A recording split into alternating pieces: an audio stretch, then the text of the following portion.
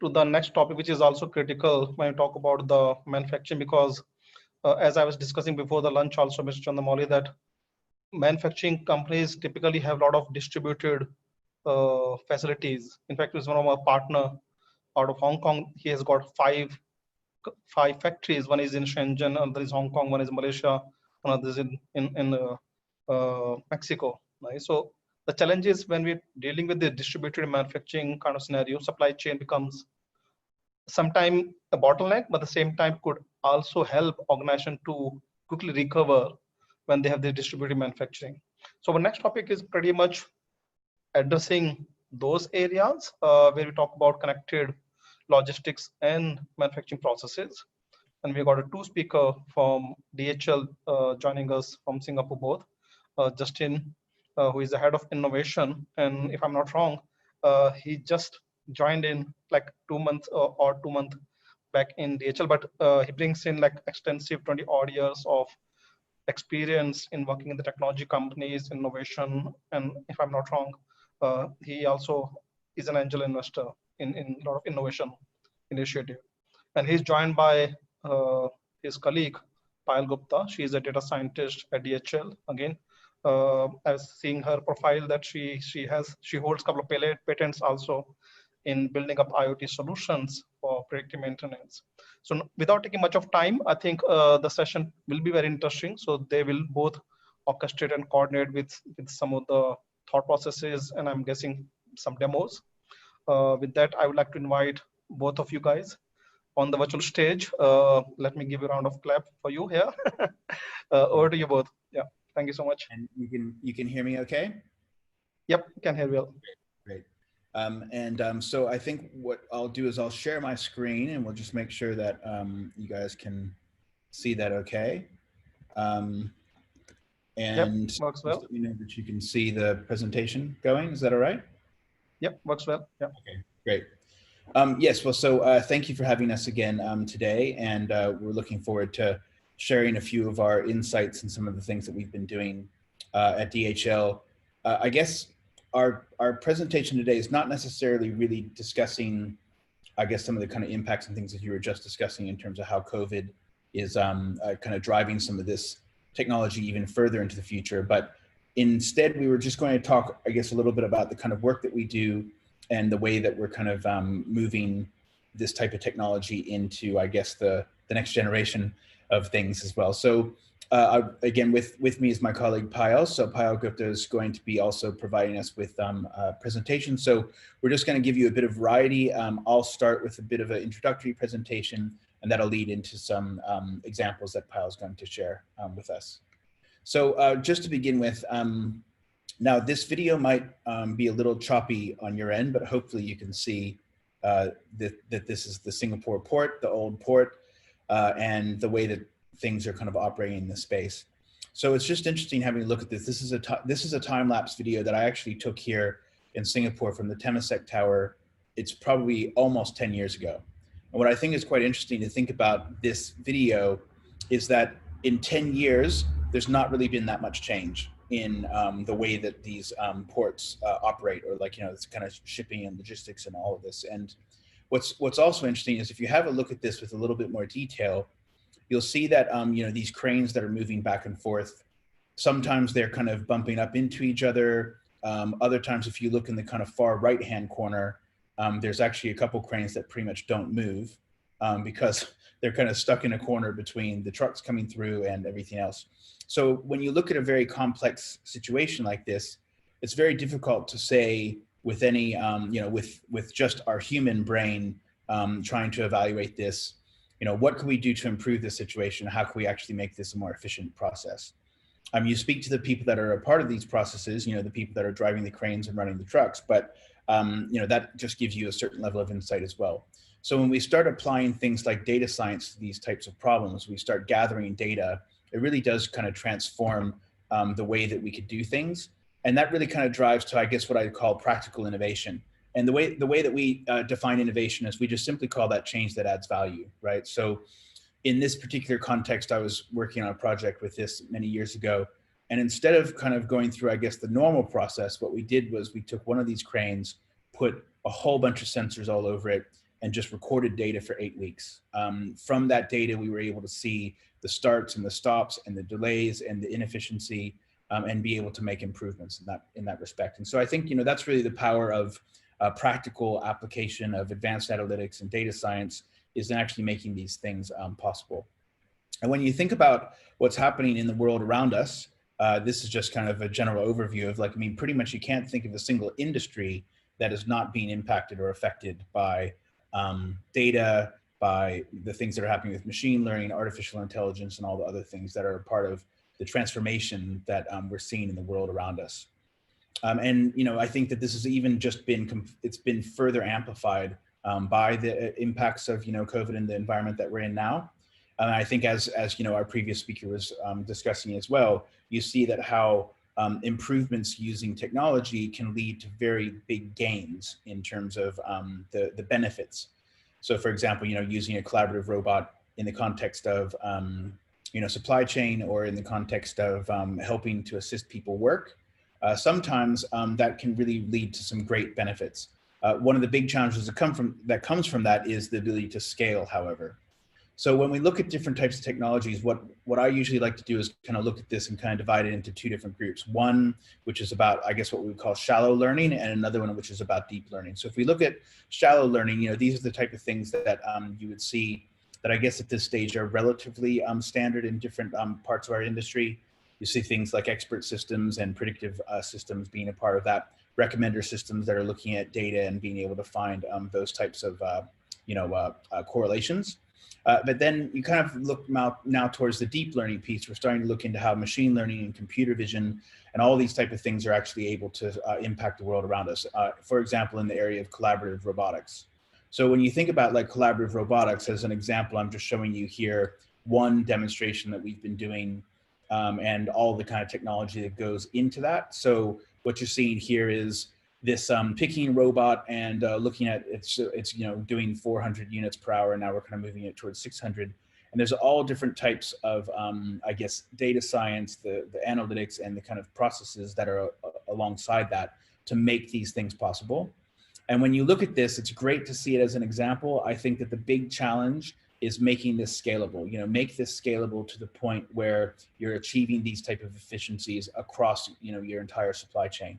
And that is the area in which the Innovation Center and our group, and Payal and I, are kind of focused on, is looking into the way that we can bring these technologies to scale and make even larger benefits. And also, even it comes down to even some of the more simple things of not even applying collaborative robotics in these circumstances, but even just looking at the data to try to make things more efficient in the warehouse. So with that in mind, I think another piece of this, which is important to think about, is the efficiency that's brought by these computing systems, but then also what happens in terms of our relationship with these advanced systems. People talk about people's jobs being taken, that there are things that our jobs will be removed, and that there won't be as much benefit to society using these types of things. And actually, I would kind of beg to differ, because what's happening is we have what we call the let's say the human-only activities that we know today. For example, management and kind of structure and team building and all that. Let's say the creative components. And then we have the kind of machine-only things, which are like, okay, I'm iterating, I'm doing the same thing over and over again, so that's all fine too. It's the collaborative relationships in the middle, which I think is really the important piece for us to be looking at, because we're really seeing how the collaborative intelligence, where we bring humans and machines together, this is where kind of that benefit comes from. And it also actually improves the overall, let's say, quality of work. So for example, a lot of times we can put robotics in place in some place where people might get injuries, not injuries like, oh, they fell over at work, but things that happen over working in a particular area or a particular type of job for a decade. These type of things that kind of happen to people that are, let's say, for example, working in a supply chain or working in a warehouse over many, many years. So those are the type of things that I think that, we can definitely improve upon. So as part of DHL, we're looking into all of these types of things as we move into the future. We have this thing that I think is pretty well known in the industry, of course, which is our trend radar. That trend radar is kind of talking about what types of technologies and things are impacting the world around us, and what things might be impacting us more practically in the next few years, and then what's kind of still outside of that kind of 2 or 3 year envelope, you know, relevant and greater than 5 years. And we're always experimenting. We're always looking for improvements. I've just thrown a couple pictures here on the side. Like, you know, this is a small format delivery system where someone's actually not, this is all man-powered, people-powered versus petrol-powered. So in the top left-hand corner there. And then also things like these follow bots. So the follow bots actually improve efficiency in the warehouse as well. So, you know, just examples of the different things that are happening and how data and technology are coming together to make that happen. And so really as part of our group, we're focused on really in the applied analytics and advanced analytics space is like, you know, looking at insights that are coming from, you know, very large data sets. We're looking at things that we can do in terms of prediction and also simulating, and then also the kind of process improvement and process automation. And we do that through a whole bunch of different types of analytics processes, as are kind of shown here in the bottom. And so with that in mind, I wanted to now hand over to Payal, who's going to take us through a few different examples of the work that we've been doing and how we can achieve some things in terms of improving efficiencies, looking at data and how that is going to improve things over time. So we're just going to swap screens here. So I'm going to stop sharing. And I think Payal, if you'd like to share now, if that's good for you. Hello. Hi. Can you hear me, guys? Yes, yeah, I can hear you fine. Yeah, we can hear you. Sorry, I can't hear you. Oh, yeah, we can hear you fine. Yeah, we can hear you. Let's see. Hello. Hi, can you hear us now? Yeah, can you guys hear me? Yeah, we can hear you fine. Sorry, I think my AirPods are not working. Yeah, Okay. just at the 1 second that you. yeah. So yeah, if you share your screen, cool, thanks. I hope you can see my screen now. Yep, thank you. Can see Okay, awesome. So thank you, Justin. And big thanks to Industry of Things to provide us this platform for our sharing session. So in our today's agenda, In our today's agenda, I'll briefly share some of the challenges and solutions we face in dealing analytics solution in the areas of supply chain business. As Justin mentioned, we are focusing on a lot of problems which deals in analytics, machine learning, and deep learning as well. And I'll share one of the case study on the recent analytics solution we developed for one of our huge tech customers. So without delaying, okay, let's start. We hear analytics a lot, right? It's a buzzword with so many tools and technologies which assist companies in making better and faster decisions. But is it as simple as it sounds? I would definitely say no. So one of the two major challenges which we actually face while handling any kind of analytics solution is volume and variety.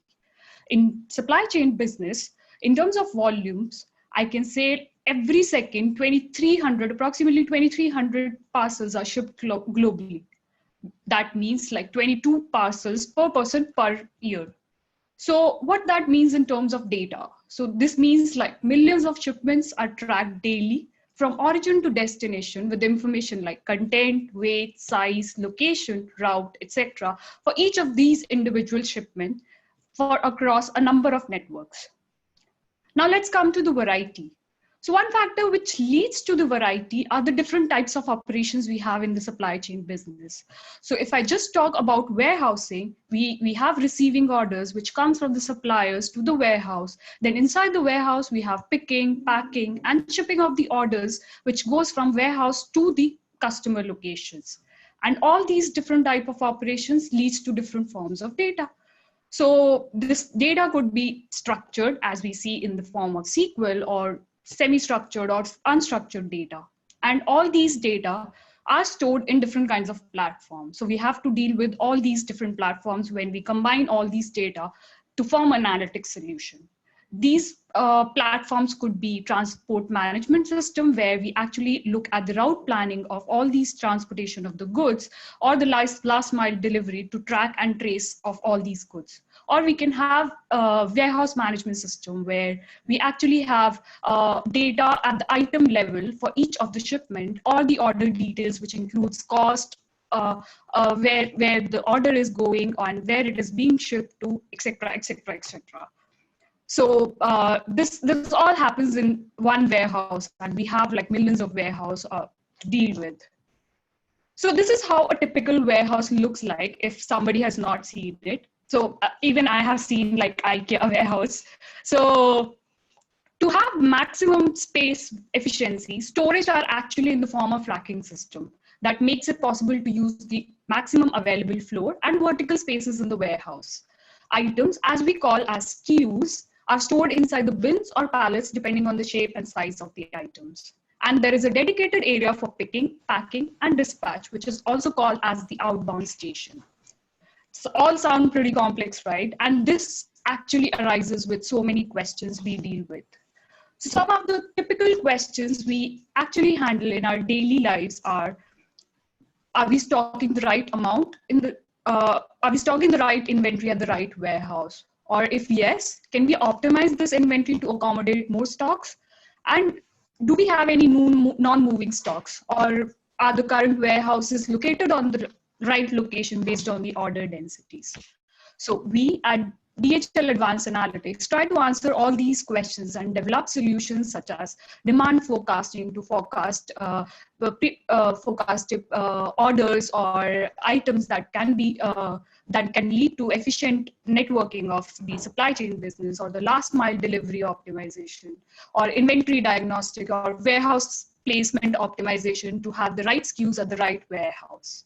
This all basically benefits customer in terms of operational efficiency, cost reduction, or customer satisfaction, or the risk mitigation across all the networks.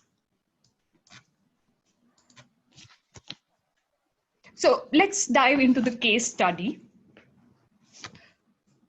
So DHL offers third-party logistics solutions to various customers, and this tech customer I'm talking about, DHL offers a warehouse management and operations to this customer. And this company was actually facing challenges in terms of high warehousing cost, low throughput or efficiency, and there was no space for the new stocks that were coming inside the warehouse. So to handle all these problems, we performed descriptive and diagnostic type of analysis. We prepared and analyzed the historical data, combined all the data set from all the platforms I shared about. Then we identified patterns and looked for any anomalies based on that data set. Then based on the descriptive results, we dive deeper to the data, inside the data, to actually determine any kind of causal relationships that might have resulted in those anomalies. Once we do all this, we come to the predictive analysis, where we evaluate and determine improvement areas to finally provide customer to these inventory problems.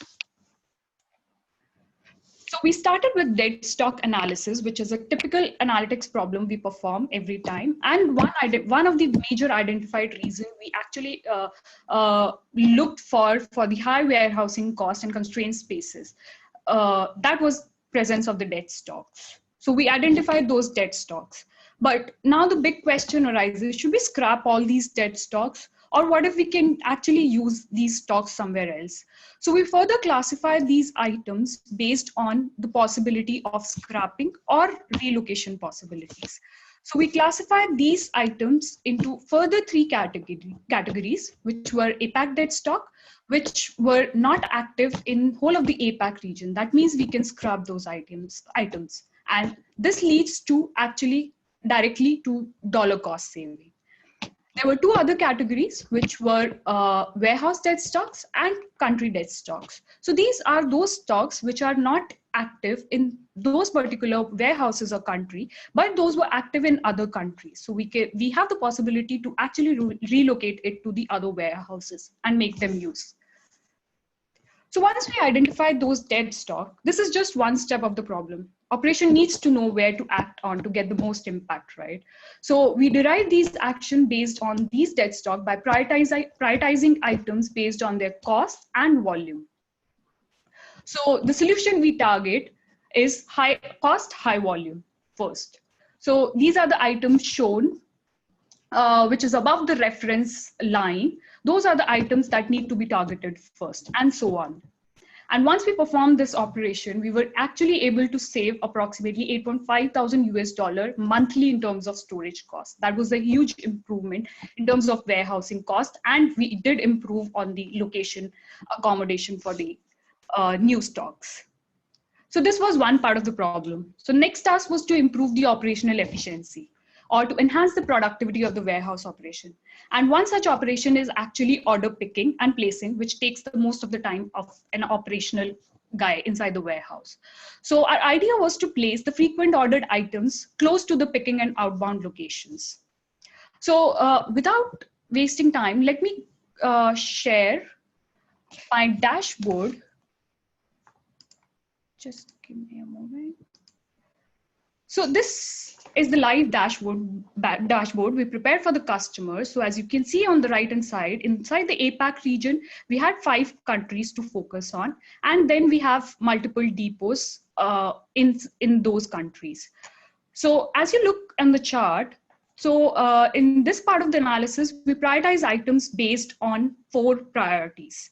And this was actually prioritized based on order quantity or order volume per month. So we developed this placement strategies based on these priorities. For example, the dark orange color items, which are on the right-hand side of the quadrant, are the ones with priority 1. That means these are the most frequently ordered items with the highest quantity. So these needs to be placed close to the outbound station so that the warehouse operator guy doesn't have to go all the way far end of the warehouse to actually pick this item. So let's go to the another dashboard. Yeah. So you remember I showed you the warehouse layout, right? So we need to translate these analysis into the heat map according to the layout of the warehouse, so that operator people needs to know where to actually act upon to kickstart this optimization process. So this is the layout of the warehouse we developed. All these boxes you see are the racking system. Level 01 box shows the ground level, 2 all the way till level 15, and 01 to 05 are the levels which are accessible by the human without any use of the equipment, maybe a ladder or a forklift. So all these color codes are basically those bins based on the priorities I just discussed in the last slide. So as you see, priority 1 and priority 2 with bins which should have been closest to the outbound station are actually located far away from the outbound station. So this is the reason of this low efficiency and low throughput inside the warehouse system. So we proposed a new layout based on these priorities. So how should these bins to be located inside the warehouse so that we can have the maximum efficiency of these houses. So let me switch back to my slides. You can see here.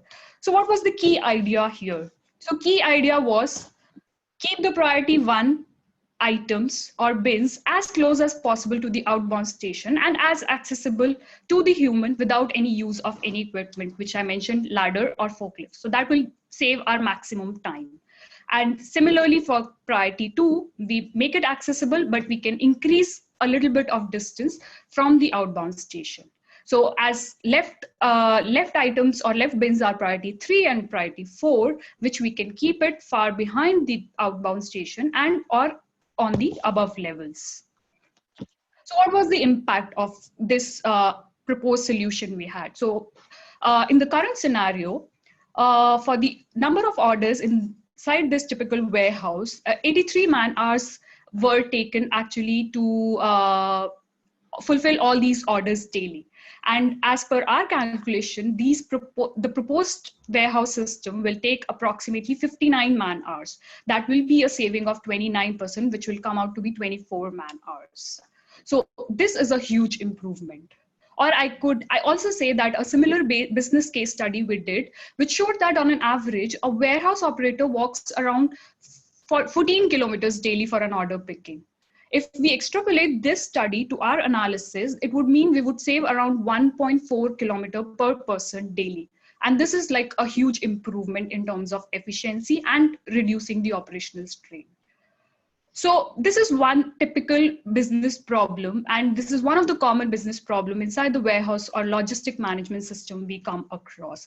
There are multiple scenarios and multiple business cases we solve using such kind of analytics, which is rigorous analytics, or more sophisticated tools like machine learning or artificial intelligence or deep learning. So yeah, so this is just one of the analysis, and probably I hope you learn something from it. And yeah, that's the end of my presentation. Great. Thank you very much, Payal. And so we're happy to take a couple of questions here just at the end. I know we're just at the end of our time. Thanks. Thank you. Thanks, Justin, and thanks, Payal. Again, impressive work on the supply chain as we were discussing earlier. I do have a quick question. Again, in that short time, maybe just one quick question from my side.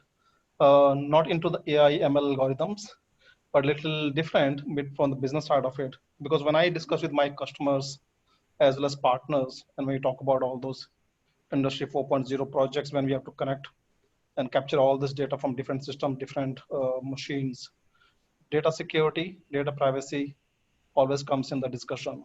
As you know, both are different topic. One is the policy side of it. How do we manage the data, which is privacy side of it, and then data security, which is more a technical topic. So as a DHL, such a large organization, managing a lot of, I'm sure, a lot of sensitive data in-house as well as of your customer. So how do you deal with these situations? Any thoughts, any guidelines for companies who are trying to kind of leverage all this Industry 4.0 initiative, but sometimes struggle around that? How do we address these topics on security and privacy? Yeah. I mean, I think just as a kind of a brief introductory kind of response to that, because that is a big kind of world in itself in terms of the way that's handled. But you know, for our clients and the way that we typically work with things, you know, we'll have completely isolated and separated data lakes for their own data. And make sure that there's kind of like, from an internet security kind of perspective, a lot of this stuff never even touches, like there's not even a physical cable, you know, connecting these systems to the external environment. I think, you know, we've seen actually just recently, there's been a few companies that have had some security, you know, some hacks happen. So that's really been dire consequences for some of those companies. And so I think, you know, from our perspective, we are very, very stringent and careful with all of that. And like even for us to work on the data, we're making that data only accessible, you know, to specific data scientists, and they actually have to kind of be working within those specific containerized systems. So, you know, there's those type of approaches that need to be done. And I think if you have a look at the way that the government governments in general take care of this, like, you know, if you look at the way that defense forces have, you know, 3 tiers of security access. And if you look at, there's these things they call a SCIF. I don't know if you've heard this term SCIF before, but like, you know, literally when you're in a room like that, there could be a fire and no one will know that the fire happened in that room because the security level of the data in the room, right? So I think, you know, we're not that crazy yet about the stringency of our data, but really we do keep those things kind of separately and very isolated between clients. And so that's actually one of the, I guess, the kind of challenges when we talk about leveraging things like cloud computing for these types of systems.